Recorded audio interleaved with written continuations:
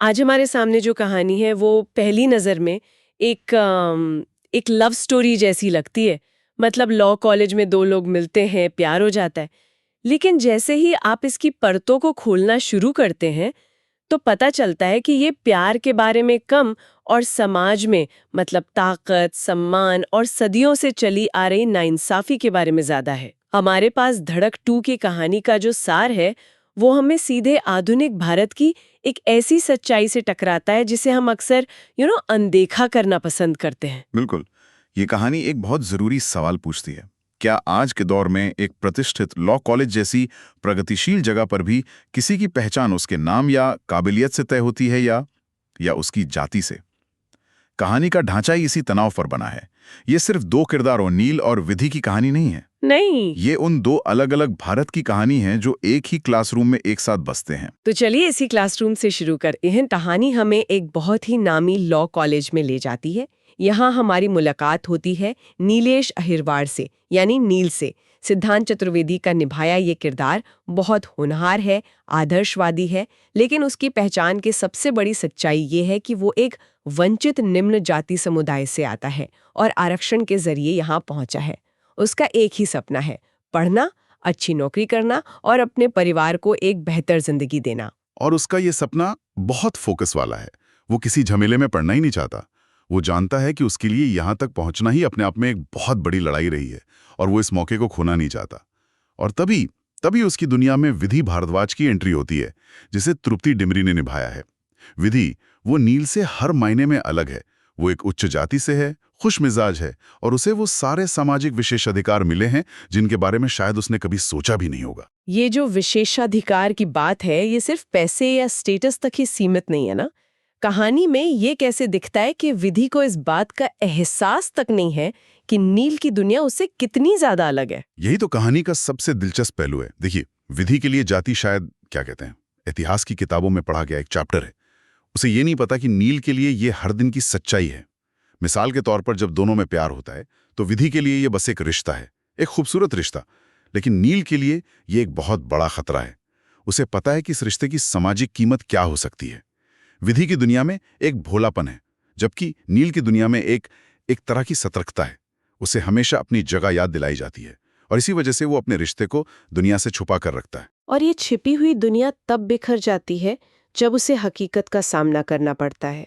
कहानी में एक बड़ा मोड़ आता है विधि की बहन की शादी में। नील को वहां बुलाया जाता है। मुझे एक बात यहाँ समझ नहीं आई, विधि के पिता जो इस रिश्ते को शायद जानते भी हैं या अंदाजा है उन्हें, वो नील को आने की इजाजत देते ही क्यों हैं? क्या ये एक तरह का जाल था या वो वाकई अपनी बेटी की खुशी के लिए कोशिश कर रहे थे? ये एक बहुत गहरा सवाल है और कहानी इसका कोई सीधा जवाब नहीं देती है। हो सकता है ये सामाजिक दिखावा हो कि देखिए हम कितने आधुनिक हैं, हम भेदभाव नहीं करते, या शायद वो अपनी बेटी को नाराज नहीं करना चाहते थे। लेकिन नतीजा जो भी हो, ये नील के लिए एक अग्नि परीक्षा बन जाती है। वो एक ऐसी दुनिया में कदम रखता है जहां उसका स्वागत नहीं है और ये बात बहुत जल्द साफ हो जाती है। हाँ, क्योंकि शादी में जो होता है वो सिर्फ मारपीट नहीं है, वो एक सोचा समझा अपमान है।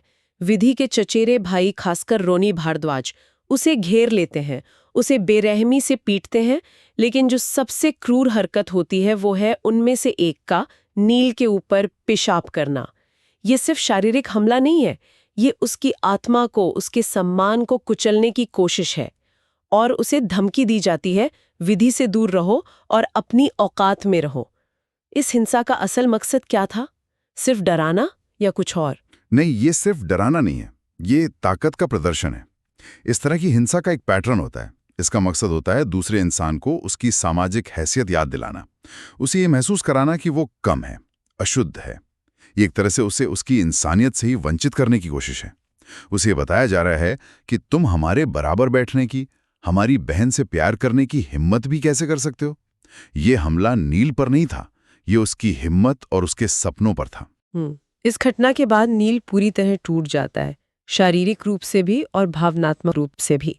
वो विधि से दूरी बना लेता है जो शायद कोई भी करता। लेकिन फिर वो कुछ ऐसा करता है जो बहुत हिम्मत का काम है। वो हार मानकर चुप नहीं बैठता और वो बदला लेने के लिए हिंसा का रास्ता भी नहीं अपनाता। वो विरोध का एक अलग ही तरीका चुनता है। और उसका ये तरीका बहुत बहुत सूक्ष्म लेकिन बहुत शक्तिशाली है। वो क्लास में पीछे बैठने से मना कर देता है। अभी सुनने में बहुत छोटी बात लगती है ना, लेकिन इसके पीछे का जो सिंबॉलिज्म है वो बहुत गहरा है। उस कॉलेज में और शायद हमारे समाज में भी अक्सर हाशिए पर रहने वाले समुदायों के लिए एक एक अघोषित जगह तय कर दी जाती है, पीछे की बेंचें। तो जब नील जानबूझकर आगे की बेंच पर रॉनी जैसे लड़कों के पास जाकर बैठता है, तो वो सिर्फ अपनी सीट नहीं बदल रहा होता। नहीं, बिल्कुल नहीं। वो कह रहा है, मैं तुम्हारी तय की हुई जगह को स्वीकार करने से इनकार करता हूं। मैं तुम्हारे बराबर हूं। ये कैंपस के अंदर स्थापित पावर स्ट्रक्चर को एक सीधी चुनौती है। और जाहिर है, जब आप व्यवस्था को चुनौती देते हैं तो व्यवस्था पलटवार करती है। उसे और भी ज्यादा परेशान किया जाता है। लेकिन इस बार नील चुप नहीं रहता और इसी टकराव के चलते रॉनी को सस्पेंड कर दिया जाता है। लेकिन ये पलटवार सिर्फ स्टूडेंट्स तक ही सीमित नहीं रहता, है ना? सिस्टम के दूसरे हिस्से भी उस पर दबाव बनाने लगते हैं। एक प्रोफेसर क्लास में उस पर तंज कसते हैं, उसके एडमिशन को मुफ्त की सीट कहते हैं। ये आरक्षण को लेकर एक बहुत ही आम और जहरीला ताना है। फिर उसके पिता को कॉलेज बुलाकर अपमानित किया जाता है। ये दिखाता है कि अब हमला सिर्फ नील पर नहीं, बल्कि उसके पूरे परिवार और उसके अस्तित्व पर हो रहा है। बिल्कुल, ये उसे हर तरफ से तोड़ने की कोशिश है। और इसी दबाव का नतीजा हम नील के दोस्त शेखर की आत्महत्या के रूप में देखते हैं। शेखर भी उसी समुदाय से था और वो इस रोज रोज के अपमान और अन्याय को बर्दाश्त नहीं कर पाता। ये कहानी का एक बहुत ही दुखद पल है, जो हमें याद दिलाता है कि जातिगत भेदभाव सिर्फ एक सामाजिक मुद्दा नहीं है, ये एक मानसिक स्वास्थ्य का भी संकट है। ये लोगों की जान लेता है।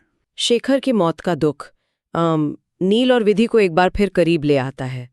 लेकिन समाज में अक्सर ऐसा होता है कि जब एक दीवार गिरती है तो परिवार उससे भी ऊंची दीवार खड़ी कर देता है। और विधि का परिवार वही करता है। उनकी इज्जत पर बात आ जाती है।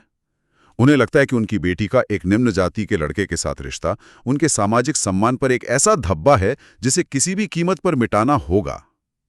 और जब इज्जत को बचाने की बात आती है तो तर्क और इंसानियत दोनों खत्म हो जाते हैं। तब वो उस हद तक चले जाते हैं जिसकी कोई कल्पना भी नहीं कर सकता। हाँ, वो शंकर नाम के एक पेशेवर हत्यारे को काम पर रखते हैं। स्रोत बताते हैं कि शंकर का ऑनर किलिंग का इतिहास रहा है। मतलब वो ऐसा इंसान है जिसका पेशा ही इज्जत के नाम पर खून बहाना है। यहाँ से कहानी एक प्रेम कहानी से निकलकर एक जानलेवा थ्रिलर बन जाती है। शंकर नील का पीछा करता है और रेलवे ट्रैक के पास उस पर एक जानलेवा हमला होता है।